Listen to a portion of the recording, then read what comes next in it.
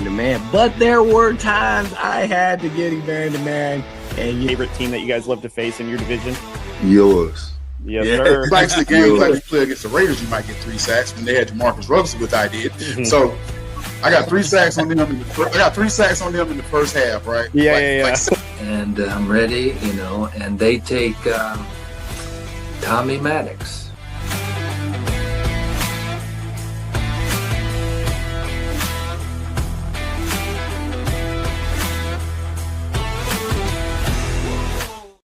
All right, what is going on, everyone? We are back with another episode of West War Room Rivals. We will be your hosts tonight. It's the Shovik brothers, Corey and Austin. We are down a couple comrades tonight, so they'll be back with us soon enough. But we have a special guest tonight. First, let's get to some sponsorship shout-outs. First, let's give a shout-out to Troy and his team over at Kansas Field Ops. For all your court and field markings, make sure to give Troy and his team a call and check out their website. Angie and her team at Emporia State Federal Credit Union, Shovik's banking of choice, as well as the War Room's banking of choice, and the one and only Jeff and his team, JBW Solutions, as we are recording live out of the JBW Solutions studio. Big things coming for JBW, so I do encourage you guys to go check out their social media and their postings. A lot of big things happening with Jeff and his team. Austin, how you doing tonight? Pretty good, man. Just want to give another shout out to Matt, our other Broncos friend who is currently deployed overseas. Just want to, make sure we get out, share some love. We miss him. He's still cranking out some war room graphics and stuff for us while he's over there fighting for us, and I thought that was pretty cool. But we did get to hear from him today. He's still the same as always, so just want to make sure we give Matt, our friend, a shout out.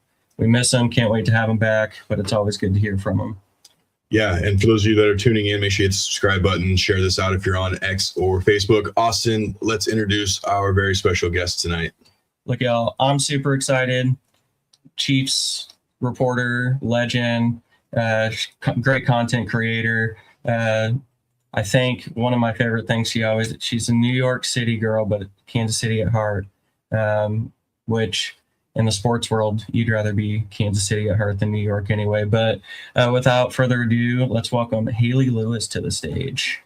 Thanks for having me on. A legend. I need you guys to introduce me anytime I walk into a room. So sweet to be on. And I can confirm, I might live in New York now, but you will never catch me in a Yankees hat, and you will never see me in either the Jets or the Giants. None of that crap. I bleed the red and the Royals blue through and through.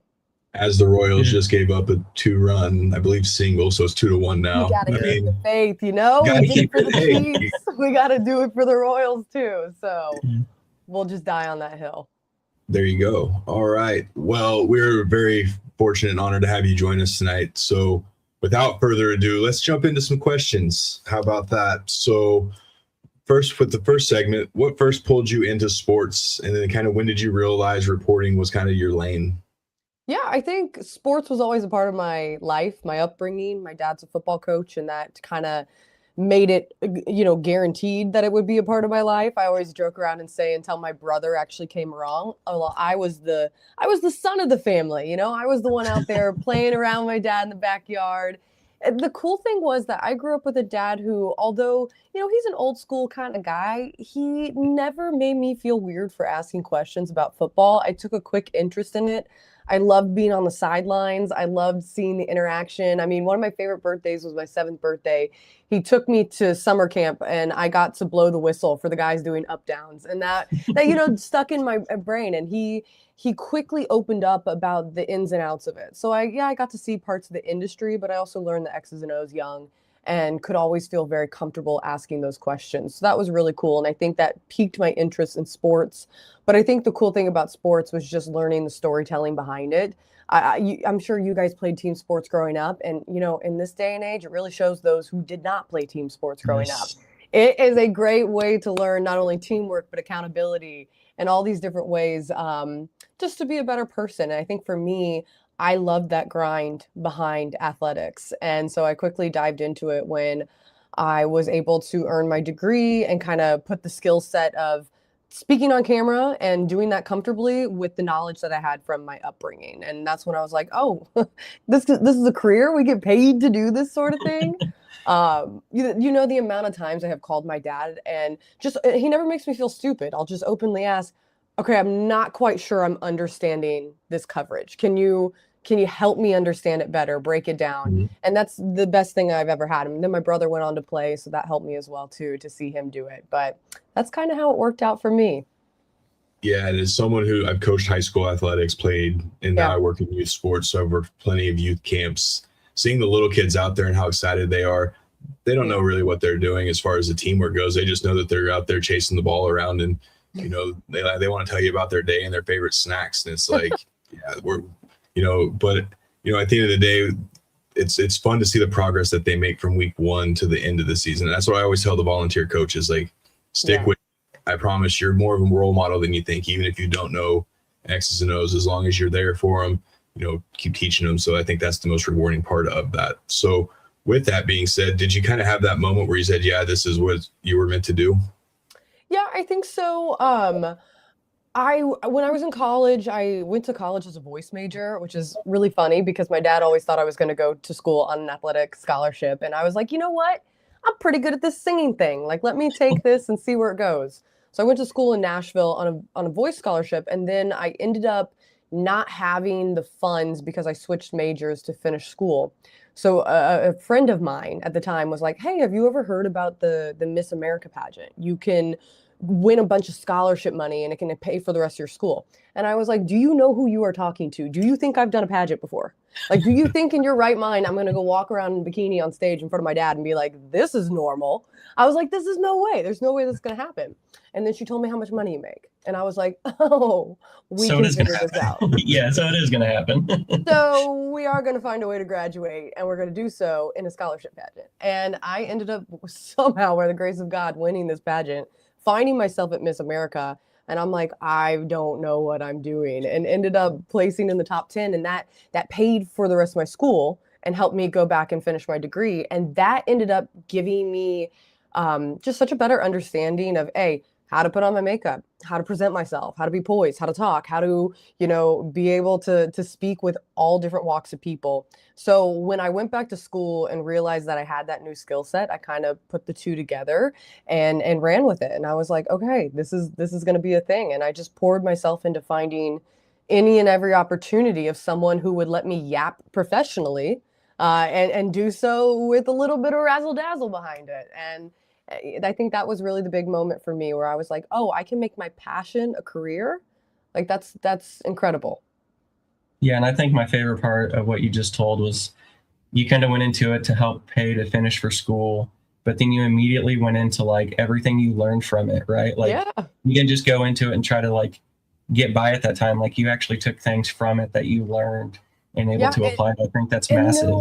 I learned that I kind of dismissed it at first. I thought, okay, what is, like, I looked at it almost poorly at first. And then I found myself on stage with women who were doctors, lawyers, far more educated than I was, and who were, trilingual and all these different skill sets. And I was like, why am I here? It was such a cool experience. And really, I owe it so much of my career. So it was very eye-opening, and I learned a new thing, Yeah, but how many of them could talk like deep 3 coverages with you, and you know what I mean? That's we save that skill set for later, Yeah, absolutely. But hearing kind of some of the things you had to do and some of the successes, but early on, what was the toughest part for you? Was it getting access, building credibility, finding your voice, or anything else that you found may have been kind of tough early on? I think a lot of times it's you gotta earn people's trust. And when you slap a girl on TV right away, and unfortunately the world we live in, there's a stigma that goes with that. And unfortunately, there are still people who are behaving poorly to make that stigma stick around. And that sucks, because a lot of people have worked really hard to get away from that. But you have to prove that you're there for valid reasons and not just there to look pretty on TV. And although it helps, we're not lying, like, we're admitting that it helps. It definitely is one of the hardest parts of proving the validity behind your credentials, and constantly having to be on top of it, because if you're going to be tested a little bit further, and you just have to be ready for that. And so I always tell people who try to get in this industry, be very educated in what you're speaking about. And if you don't know, it's okay not to know. Just say you don't know, And I've had to admit that many times where I either wasn't prepared or wasn't yet educated on something. And instead of trying to BS your way through it, just take it as an educational moment. So I think that's something that even today in my life with credentials and Super Bowls behind me, you still have to, kind of deal with that. Yeah, and I don't think people realize how much trust it actually builds with other people when you actually say, I don't know. Yeah. You're not trying to lie to them or BS your way through it. That actually, people think that sounds bad, but in all honesty, if someone hears that, they actually trust you a little bit more. They know you're not going to try to wing it or anything. So I think that's a huge piece of advice. Great advice for an interview too. When you're, just in a job situation, you're not expected to know everything, but if you make an ass of yourself trying to act like you do, that's when it's like, okay, what are we doing here? Yeah, no, love that. Love everything you were saying so far. Not surprised. But we are going to jump into a little bit of NFL draft talk. We know that just wrapped up. Everyone's probably favorite offseason moment, I would imagine. Everyone gets hyped for the draft. So I think we're going to start with what stood out the most to you from this year's NFL draft overall. Well, the draft is always an emotional time. I don't know who is in charge of producing these very emotional stories, but they need to chill. Because now they're making shorter versions where they're like the minute scroll that you find it on the TikTok and whatever. So I'm just sitting in my bed weeping, listening to these stories of these. I mean, honestly, they are kids. They are young. Yes, they're young men, but these guys are such children still. And you listen to the hardships they go through. You listen to their family talk about them. It's always such an emotional thing. So for me, I always have to give kudos and a hand clap to the NFL PR and the social media team who puts all those interviews together because they do a great job. But I think what stood out, if we're specifically for the Chiefs, what stood out for me was that I had this gut feeling Veach was going to be aggressive. And, he's pretty good at keeping up the smokes, the screen, and being able to kind of keep the media off his back on certain things, but he just kept alluding to how night one was going to be a little bit crazy, a lot of trades, a lot of things going on. And I swore up and down, I was like, if he trades up, he's going to go get a defensive end. I was like, he's going to go get Reuben Boone Jr. It's going to happen. It's finally the Chiefs get their edge. They did trade up, so I at least got that part of it right. But I think for me, the biggest surprise and just what, stood out to me the most was that Veach was like, all right, last year was embarrassing, but enough is enough. We're not going to dig a hole. We're going to go out there. We're going to be aggressive. They've continued. I think people were a little disappointed with how free agency started because it wasn't big splashes at first. But I think the draft is not a one-stop shop, right? It's a continuance of what they're building. And I think what they needed to plug those holes really got done with the picks and the value that they were given. So what stood out to me was how aggressive they were. And I think kudos to them for jumping up and getting Mansour. Yeah, and that's kind of the same thing, kind of approach they had after the Super Bowl loss to the Bucks. Right. They're like, we need offensive line, and they aggressively attacked that the following year. So kind of similar. Everyone wants to say Chiefs offense was bad last year, but when they had Mahomes and were healthy, they were okay. It was the defense not getting third down stops, not producing pressure, not getting turnovers. That was the real issue last year. And I think Veach's draft proved that. There was a lot of things. Yes.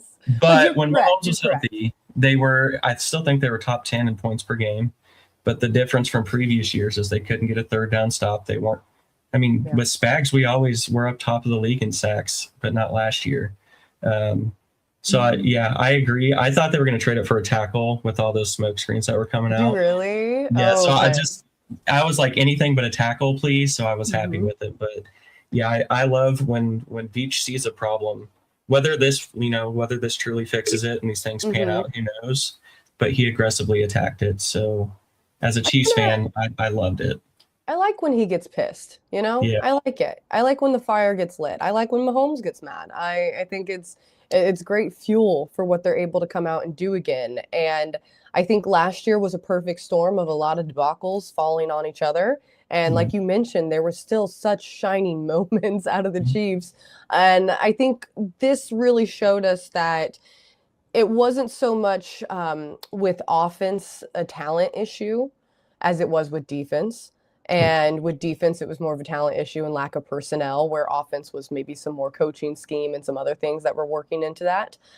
So I'm excited with how they went defensively first. And then, you know, kind of towards the end, we're able to plug some holes offensively. Definitely some gaps still to be filled, but I'm not too worried about what they have left to get done. Yeah, and I'm not the Chiefs fan at all, but I did like a few of their picks that they had towards the latter part of the draft. I like the candidate pick, the corner from Oregon. I think he can come in, and I don't know if he starts right away, but I do think he can work his way in. And we obviously know how Spags can develop the secondary in those guys. But was there maybe a pick that the Chiefs had that you thought maybe that's going to be a problem for maybe the league?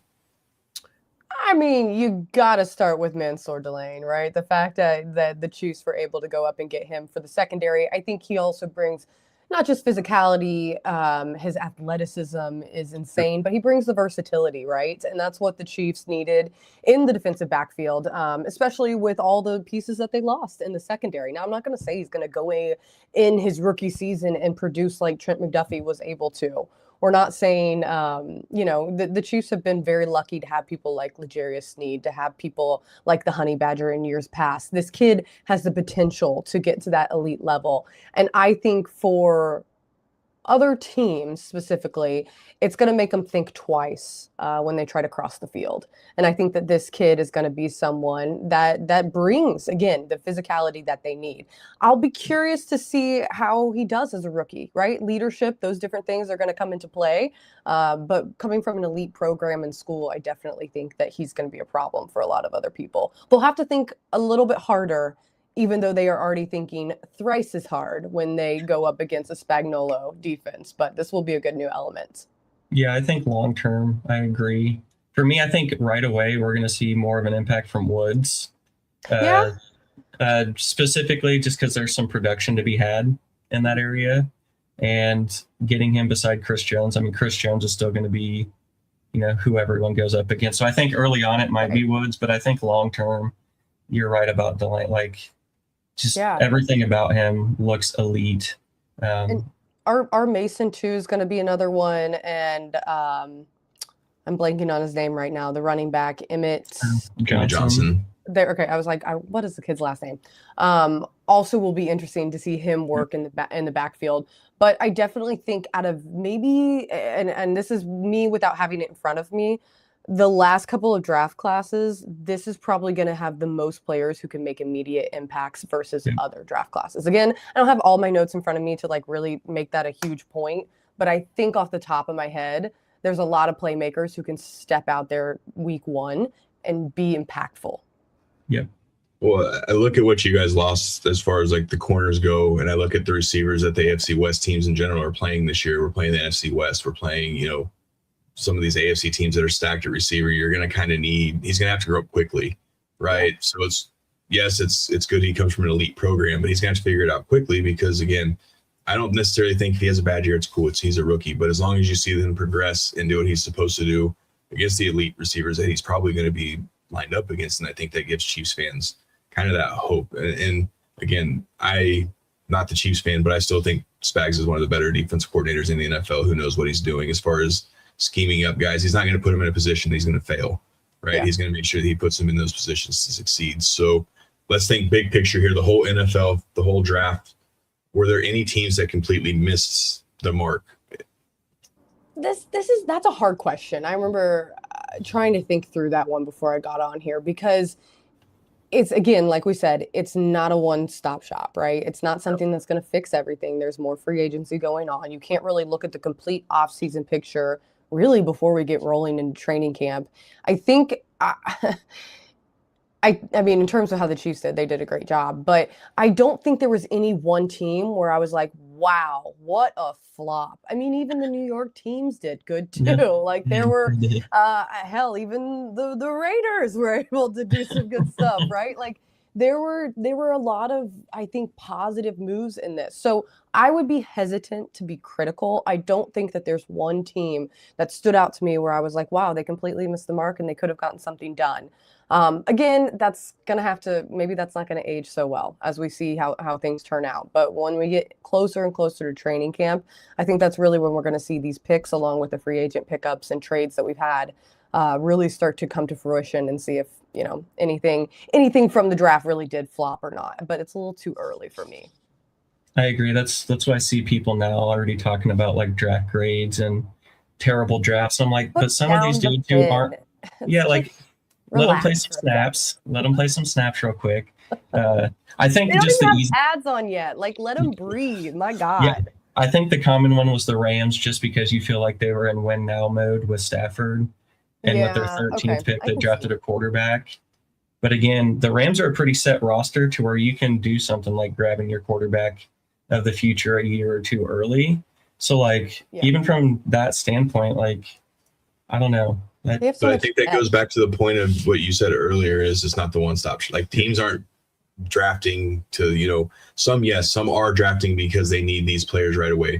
Sure. But your good competitive teams, yes, the Chiefs had it down year last year, but they're still a competitive team. Mm-hmm. They're looking to plug those guys in. They're looking to fill some depth pieces. He talked most of the time leading up to the draft that the pass rush was an issue. They needed to address it. Did they? Maybe. I mean, our Mason Thomas could be a good player. Kind of, sort of. But I was expecting more than one. I'll be honest with you. It's like, that's, teams want what they want, right? Like, we can sit here and try to judge it all we want, but at the end of the day, teams are going to take who they want. So I agree. And I think we don't know all the chess pieces. That's the hardest part, is that there's so much to us as media, even media who has the sources and all the different things. We don't know everything, and we definitely don't know what's going on in those conference rooms. So I think being less critical is always the smartest way to go, but I get it. Articles hit, you got to write stuff. You guys get it as much as I do. Like, you have to put out content. I get that. But yeah, some people really get eager. Like, the second the draft wraps, it's like, holy shit, like UDFA hasn't even come out yet. Like, can we take a breather? Guys, it's so wild sometimes how people jump on it so quickly. Yeah, speaking of the UDF list for the Chiefs, I was more excited about that than the draft almost. There was like 5 people I wanted Chiefs to get in like the 7th round, and they signed all of them. I know people don't get excited for that list. However, I did. Okay. I think people don't get excited because they don't see them as like the impact players, right? And it's really more about having the depth, because we have been in situations where they're down to their 4th string wide receiver, and it just is what it is. Or, I mean, the Chiefs were down to their 3rd string quarterback this year, something you never in a million years would have thought would happen. So it's really cool. I think also just seeing homegrown talent too, that the Chiefs are able to really look around in the Midwest and what they have in their own backyard. But I think Kansas City has always done a great job of that. Not to say that other NFL franchises do not do a great job of that as well, but they're very good at building and finding and like you mentioned too, they're not just planning for 2026. We are trying to be in the vicinity of the AFC Championship for a long time to come. So they are not only building for 27, 28, 29, but all the way down to 2030. They have to look ahead, and this is a really big piece of what they do. Well, you gotta think this year kind of maybe made them look ahead a few extra years, right? Like, all the players they lost this year from that 2022 draft, and it's like, okay, we need to start building some depth, some practice squad depth, because, if this draft pans out like that again and we lose, 4 or 5 of these draft picks to big deals, we're not going to want to be in this situation. So we're looking for depth. We're looking for long-term. So, yeah, that's a great point of view on that one, that everyone just thinks, well, they're not going to really do anything this year. Well, that's okay. They can learn. Very true. Very true. And I think that's a big point of it. Just taking the time to figure things out and realizing how long these things take. So I think consistently having like just what the Patriots did for that dynastic run, consistently showing up and being in the big games is far more, in my book, I guess, an accomplishment, constantly being in the conversation rather than always. I mean, yes, you want the Lombardi always, but I think constantly showing up at the table is a huge part of what makes teams and franchises get those dynastic runs. Yep. And for those Patriot followers, because we have a decent Patriots following, if you just heard her mention the Patriots dynasty, please don't say anything. Are we still getting mad about that? Like, I mean, come on. No, They it did was so long incredible this ago. last year. That's all they talk about. Okay. So I was like, they heard you say it. They're going to be like, listen. It's the standard. I'm not saying the Chiefs are that. It's the standard. Everyone wants Chiefs to are get better to than that. Come on. I don't know. I don't know if we'll see a team get to that again. And I know the Chiefs are kind of in that window where they've done really well. But I mean, again, we're not going to sit here and act like that's been anywhere near what Tom Brady and those guys did over there. And it's not bad to chase that, right? Like it's not bad to chase it. Yeah. And it's not bad to want that either. So I think people get a little too up in arms about that. Tom Brady is incredible, and I think the Chiefs want every bit of what he was able to do, and I think that they are every bit as close as any other team has gotten. So chasing the standard, I think, is, there's nothing wrong with that. So speaking of chasing the standard, let's talk about the Broncos real quick. Obviously, good segue. Good job. It's one of those. It comes naturally sometimes, but I had to talk a lot of the Bronco fans down off the ledge most of this offseason. They were panicking, they were freaking out. I like the roster. I like what they were doing. I didn't necessarily agree with the Jalen Waddle trade, but I do get why they did it. And after you think about it and look on it, cool. But sure. In your opinion, who's the biggest threat to the Broncos as we head into, it's way too early, but as we head into the season? I think can eliminate the Raiders. Well, that I wasn't even, I mean, do we still talk about this? What are we doing? And this is so sad because your buddies aren't on here to defend themselves tonight. Yeah, he would agree. Yeah, he would. He would agree. So the Chargers or the Chiefs, right? So I would say I still think, even after what happened this last year, and 2026 will either prove me right or wrong that it was a fluke. I think that the Chiefs still hold the standard and the ruler to what it is in the AFC West. And I think, obviously, Denver is extremely talented, and they have been a thorn in Kansas City's side for years and years. And their defense has always been elite. And now they go out there and they show, hey, if our quarterback is healthy, we can really go the full way. So what they've been able to do and what Peyton's done with that franchise is just incredible. I think it's still going to be the Chiefs that will be the strongest mismatch for what the Broncos have. However, the Chargers, I'm not acting as if they're not looming in the background. It's just they need to still figure out how to play in January. And it's been years and years, and they have still not yet figured that out. They have the talent. Herbert, my God, I love Herbert. He was the first quarterback I ever reported on when I was first started in the industry. And I remember the first time I ever saw him, I said, this guy's going to be an NFL quarterback? And it wasn't because of his talent. It was because him as a leader. I just didn't see it happening, going in a locker room, demanding it. And he proved me wrong so well. I mean, he went out there and filled in as a rookie when someone punctured poor Tyrod Taylor. Yes, Tyrod Taylor's lung on the sideline. And he did an incredible job. And now he has a coach that actually believes in him and is able to get things rolling for them. And they have the talent. It just hasn't transpired to postseason play. So with a healthy wrist, we'll see what happens. But I still think it's the Chiefs that are going to be the biggest mismatch for what the Broncos are going to do this next season. Again, Broncos healthy worry me. But the Broncos have always worried me. It's always been such a close game when the Chiefs and Broncos play each other. Yeah, no, and kind of what you said. I mean, we always say it, and it's why I'll never pick the Chargers for anything until they do something. But like until the Chargers can prove, until the Chargers can prove they'll stop charging. Like I'm never gonna pick them for questions like this. So it is hard picking the Chiefs, just given what happened last year. But I think they still have veteran leaders, Mahomes, Big Red. It should be all right for a bounce back. You would think, and like I said, I'll either eat my words or we'll be good this year. But I think what happened was a fluke. They still have Big Red. They still have Kelsey. My God, that man's still out there. And you got Chris Jones, and you got hopefully a very healthy Patrick Mahomes. So we'll see with those pieces what they can do. Yeah, healthy Mahomes. That's what we want. The next one, basically there'll be some minor additions and subtractions here or there.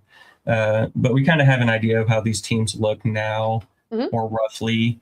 So which AFC West team do you think improved the most through free agency and the draft? I mean, Okay. Hot take. I think the Raiders did a little better than everyone thinks. Yeah.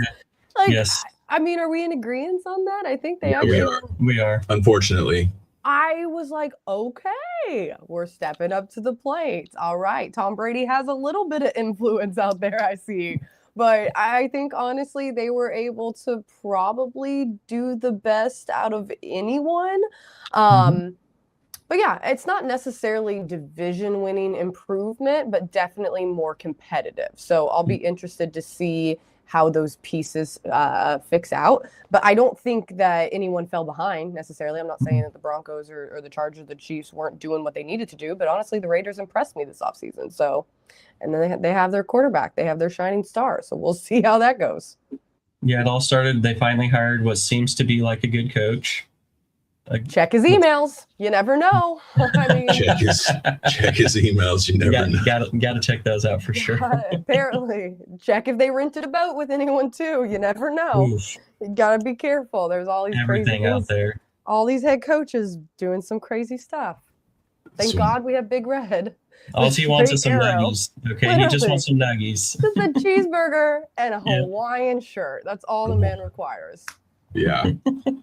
So we've been very fortunate in some of the women in the media that we've had on our show. There's been tons, and we get to add you to that list as well. We're very honored with that. So, one of the questions that we do like to ask is, what's one misconception about women in sports that maybe needs to be, pushed to the side? I mean, I think the obvious one that women covering sports are automatically less knowledgeable, right? A lot of women in this industry over prepare constantly just to receive, I think, like the same base level of credibility, and it gets frustrating. But I think that's one of the things that I would love to just see dead. And it also takes, I mean, you guys know the reason that there are stereotypes are because people present those. It happens in any aspect of life. I just would really love it if we could walk away, because it's still crazy to this day. Like, y'all know me. There's a lot of people that, I mean, I've been doing this now for 10 years. The comments you will still get where it's just like, at this point, really? So I will love to see that gone away with. And honestly, I would love to see the time where we don't have to talk about me being a woman in sports unique. Like, it shouldn't be unique at this point. But we'll see. Time goes on. So with that, and obviously you mentioned the comments and some of the stuff, the comments that you get on your stuff, but like, what are some of those challenges that you personally faced, and kind of how do you just brush them off? And like you said, you've been doing this for 10 years now, so I'm sure you've seen quite a bit of bullshit things. Yeah, I think you just can't tie your self-worth to outside validation. The industry is very competitive. It's unpredictable. It is honestly very emotionally exhausting sometimes, but I've learned if you just focus on consistency, preparation, kind of just trusting your own voice too, rather than trying to be something you think you should be, or make up a voice or be a facade. Just like lean into what you are. And that usually, like, the best I started doing in my career, and I'm not saying I have so much to grow still, but was just leaning into my personality and just being who I am. I want people to watch me and be like, wow, I would love to get a beer with that girl. Like, Yep. She sounds chill and a fun person to watch a game with. Not, the I guess sometimes facade that can come with being a female in sports. So I think that's the biggest thing you can do, is just lean into it. Yeah, I had some people at work asking me who our guest was. And I mentioned you. They're not sports fans. They're like, oh, tell me about her. And the first thing out of my mouth was, she's a hoot. Like, that was the first thing. It was like, she's a hoot. She's, covers Chiefs and stuff. But yeah, no, I agree with that. Your stuff is fantastic. You can definitely, the personality, I mean. Oh, I That's love to hear personal. that. Thank you. I also want you guys to follow me around, and just as I walk in any room, continue to just introduce me.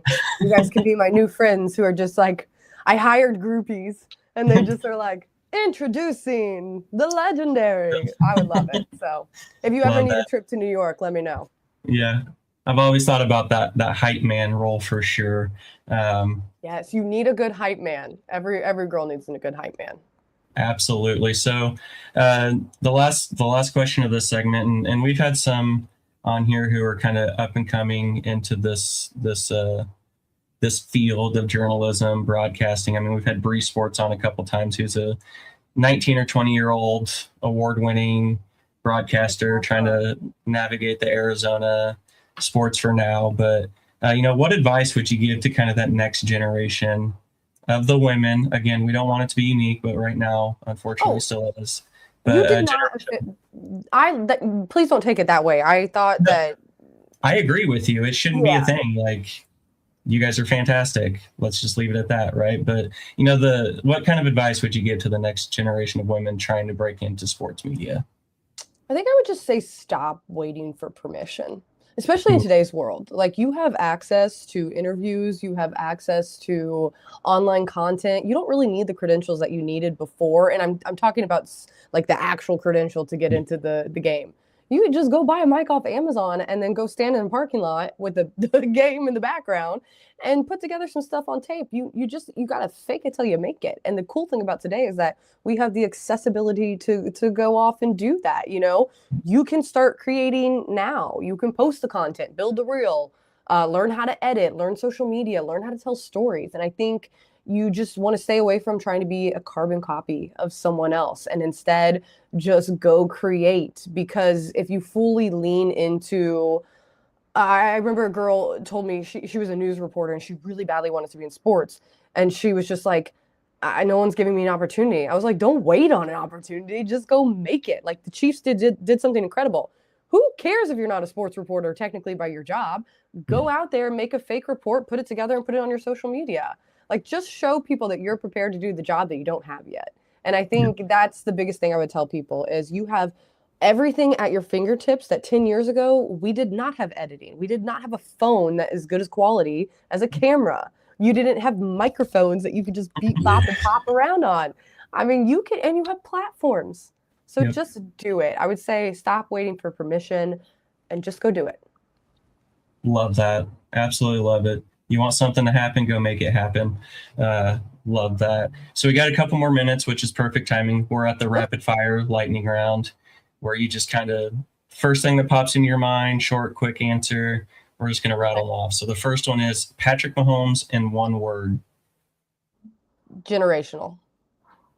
Love it. One team that could shock the league, not the Raiders. One team that could shock the league? Oh, damn it. I might say the Broncos. Well, it's not really a shock, though. It would be a shock. It wouldn't be a shock. If they made it to the Super Bowl, we were one broken ankle away from making it to the Super Bowl. But that was a very new thing. That was a very new thing. That was a new thing for people. It was. Let's just say what's one team that could shock the league. No, this is gonna get me in trouble. Next question. I'll say the Jets. I would say the Giants. Yeah, I was gonna go Giants. Okay, so we were somewhat on this. All right. But I don't want to give them any love. I don't want them to think that's I fair. liked it. No, that's fair. Just say the Bills. That would get me crucified. Don't say the Bills. I would make sure to put that clip all over social media. If you said the Buffalo Bills, we'd have been like, "Hey guys, check this shit out." They've done a lot for the Chiefs. I would not be allowed to come home. Yeah, they've done a lot for the Chiefs, so I have nothing but love for them. All right, the next one. Besides us, your dream interview. Obviously, besides us. I think I would have said Kobe if he had still been around. I always wanted that opportunity. Maybe Michael Jordan. Even I interviewed Tom Brady during the Super Bowl when the Chiefs were playing back when he was with the Bucs, but it was a scrum. It wasn't like a one-on-one. So obviously, to be able to interview Tom Brady would be incredible. Yeah, the GOAT. I mean, the fact you said Kobe first, I don't know if you could have become like my favorite, like moved up list anymore, but you said Kobe, so you solidified that. Such a cool interview. Yeah. Yeah. Even named our dog after him. Did you guys really? Well, and we have Kobe and Shaq. I mean, a solid lineup. Yeah, right. Yeah. Everyone's like, are they big dogs? No, they're corgis. Oh my God, that's even better. That's even better. Yeah. All right. Well, Hayley, we got like 20 seconds left. So go ahead and give everyone your socials and where they can find you and anything else that you'd like to say to the people watching. Sure thing. It's at Hayley_Lewis_sports on Twitter, Facebook, Instagram, all of them. I don't even know what they all are at this point. But thank you guys so much for having me on. Y'all are awesome. And I'm excited for this season, guys. Let's get these OTAs rolling. Absolutely. Thanks again for joining us, everyone. Make sure you go follow. It's great content. Even if you're not a Chiefs fan, it's fine. It's still great content. You can put that aside for some great content. I mean, we follow some okay Broncos people, and there's not really Chargers out there, and then Raiders. So definitely highly recommend go giving her a follow, interaction. You won't regret it. But again, Hayley, appreciate you joining. Always a blast. Appreciate you sharing your time with us, and best of luck moving forward. Thank you guys so much. And hopefully we'll be talking soon. Yep. Absolutely. Thank you. Take care. All right, guys. That was an amazing episode tonight. As you know, we're down comrades tonight, but that's all right. We managed. We made it happen. So again, a lot of Chiefs talk. And again, we talked a lot last week about the Chiefs draft. Is there anything in there that kind of surprised you of maybe what she thought of some of those draft picks? No, I think she was with the majority, right? We saw a trade up and we were like, Ruben Bain. And then it's the corner. So, yeah, I don't know. Nothing really. I think she kind of seemed like most Chiefs Kingdom at the time of the trade. So, yeah. Yeah, and again, we during the draft we had the live episode, and we were kind of wondering at that time. I mean, we had Delane mocked to the Chiefs, but at 9 we didn't know that the Chiefs would obviously trade up for said corner. But you know, I'm looking deeper into not necessarily those top guys that they drafted. It's more of the back end and even into the undrafted kind of rookie class that the Chiefs had. That I think some of those guys maybe surprise some people. Wouldn't surprise us at some, with some of them, especially Caldwell from Lindenwood. If he's able to make the team, he'd be one of the bigger receivers Andy Reid's ever had. And then, some of those other names that you were mentioning draft night that you were kind of hoping that they were looking at. So yeah, I thought she might say Cyrus Allen because I've seen a lot of people Chiefs, but I think she has enough knowledge of the organization. It's really hard for rookie receivers to get playing time with Andy. Given how the receiver room is, I mean, he could find some time out there. But those around the team know it is incredibly difficult for Andy to give rookie receivers trusted snaps. He's not coming in as a highly drafted guy, so there's not going to be pressure to get the snaps either. But I've seen a lot of Chiefs people thinking that Cyrus Allen, maybe not super early on, but at some point can get some PT and be a difference maker. I still look at him pushing Remigio for the return spot. Well, they think that's going to be put the both case. of those guys back there as well. No, they think Remigio will be the one who doesn't make it. So Caldwell would be that final receiver to round that out. And then you would have Smith, Emmett Johnson, Allen. Like you'd have a few of these guys to choose from in the return game that might be able to also produce a little bit more on the offensive units. So no, she was fantastic. I mean, she knows her Chief stuff. Like she said, she's been doing it 10 years, follows them closely, reports on them, watches the highlights and talks to them and is around the team. So yeah, to hear that she kind of has similar ideas and expectations of the rookies that most of us have. There's those Chiefs fans who think, Delane's defensive player of the year, and Emmett Johnson for somehow is going to carve out enough of a role to get like offensive rookie of the year, and going to have an MVP out of this draft and everything. But again, she was spot on. Like, they're rookies, we know what they can potentially be like, but she definitely sounded like she had reasonable expectations just for rookies in general coming in, which is always nice. I think that means we have a lot that we're going to start breaking down over the next few weeks. Yep. We have more guests coming up. I believe we'll be live with Cody and Drew. Drew's going to be joining us tomorrow night. Friday. Sorry, I forgot we switched that date up. So Friday. So we'll have the other half of Drew Code Sports and Drew joining. Talk a little bit of everything. We'll talk some football. We'll talk some baseball. Austin and him will dive into maybe a little power rankings of baseball. Obviously, the Cubs and Royals are doing really well right now. Their Giants aren't doing so hot, but we'll talk more about that as well. I believe we have another one next week. Yeah, we have Ballers Meg returning to the show next week. And I believe that'll be just us two with her, as Cody is getting ready to take a nice long vacation. We can keep our fingers crossed that Matt makes a return by then. I'm not saying it's possible or anything. It's just fingers crossed. But yeah, I think the Thursday it'll be Cody will be back, and then next week with Ballers Meg. And then after that, the week after that, we have, Maggie Johnson joining as well. She covers Mizzou. That's who with KCSN Missouri. So going to talk a little Missouri SEC/Chiefs stuff going on. She's also a Cardinals fan for St. Louis. What is going on here? Hey, I got to put my fandom aside and continue to provide great guests for everyone who follows. There'll still be football talk. There'll be football talk. It'll be all right.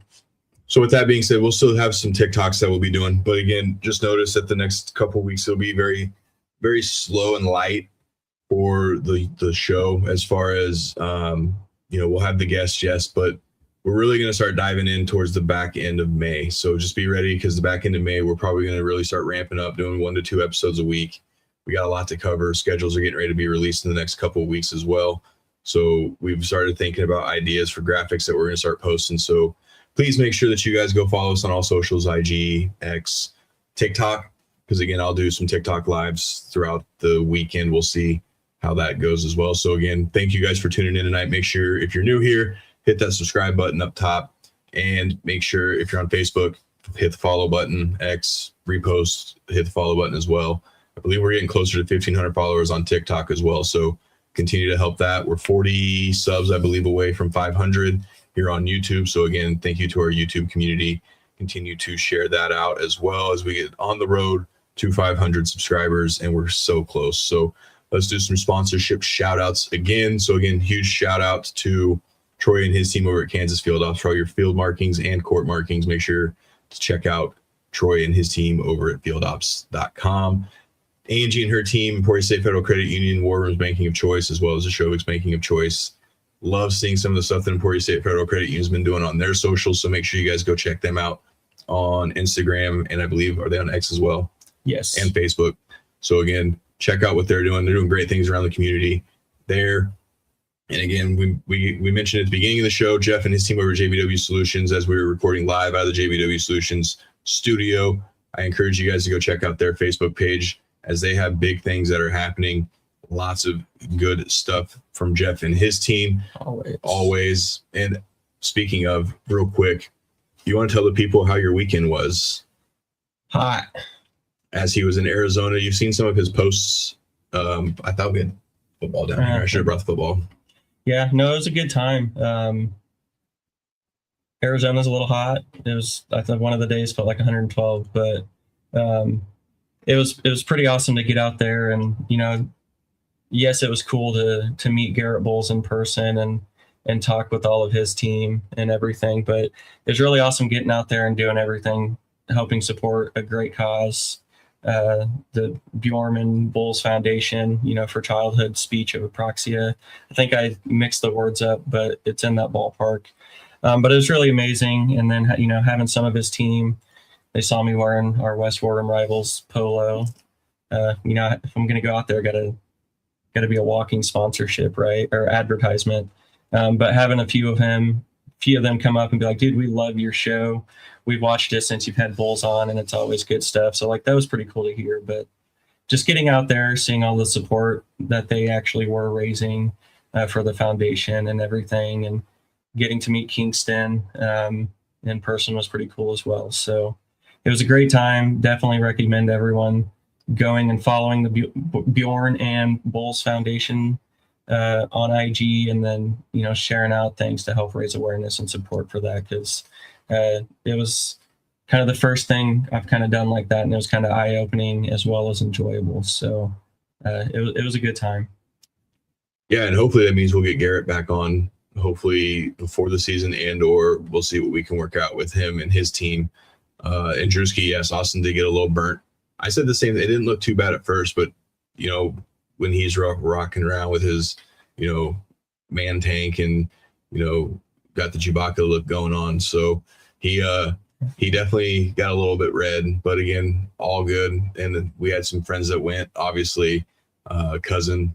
So good time. Austin and Justin both were featured on their story. I don't remember what day that was. I believe it was Sunday because it was Sunday. The golf. So Beginning of golf. yeah, make sure you guys go check them out on Instagram as well. So, well, with that being said, I just forgot that we didn't get a chance to really talk about that too much. So Austin's been posting a couple of graphics on X.